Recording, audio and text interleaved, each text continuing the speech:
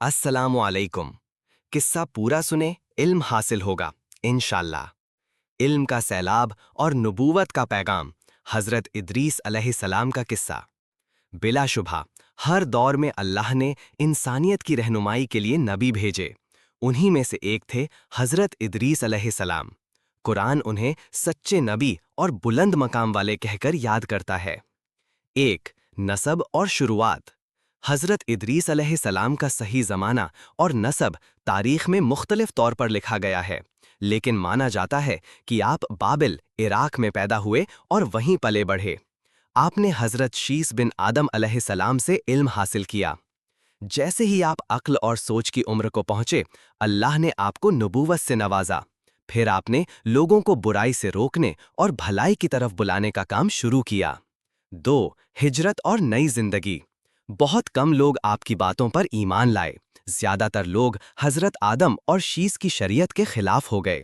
जब आपने देखा कि बात नहीं बन रही तो हिजरत का इरादा किया। आपकी छोटी सी जमात आपके साथ चली और मिस्र की तरफ रवाना हो गई। वहां नील नदी के किनारे उन्होंने एक नई बस्ती बसाई। वहीं से उन्होंने तबलीग और इस्लाह का काम दोबारा शुरू किया। आपकी एक खास बात ये थी कि आपको 72 ज़बानों पर इल्म था। हर कौम को उसकी ज़बान में पैगाम देते थे।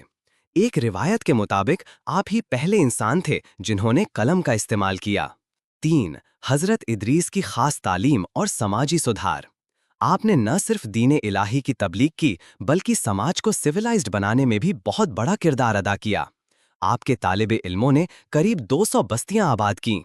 हिकमत, दर्शन का पहला दरवाज़ा भी आप ही ने खोला। आफलाक, आसमानों के निज़ाम, ग्रहों की हरकत, उनके जोड़ तोड़ के राज अल्लाह ने आपको सिखाए। गणित, साइंस और नैतिकता के बुनियादी उसूलों की तालीम भी दी। आपने दुनिया को 4 हिस्सों में बांटकर हर हिस्से के लिए एक हाकिम मुकर्रर किया और साथ में ये शर्त रखी कि सबसे ऊपर अल्लाह का कानून रहेगा।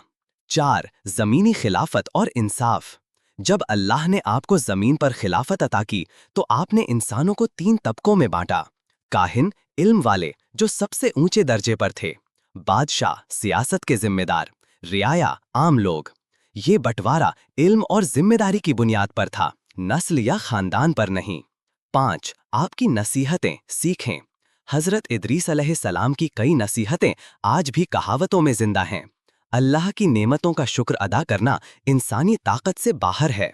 दुनिया की भलाई हसरत और बुराई नदामत बन जाती है। सच्चे दिल से अल्लाह को याद करो और नेक अमल करो। झूठी कस्में ना खाओ और झूठों की मदद मत करो। हिकमत रूह की जिंदगी है। 6. आने वाले नबियों की बशारत। हज़रत इदरीस ने अपनी उम्मत को बताया कि मेरे बाद भी बहुत से नबी आएंगे।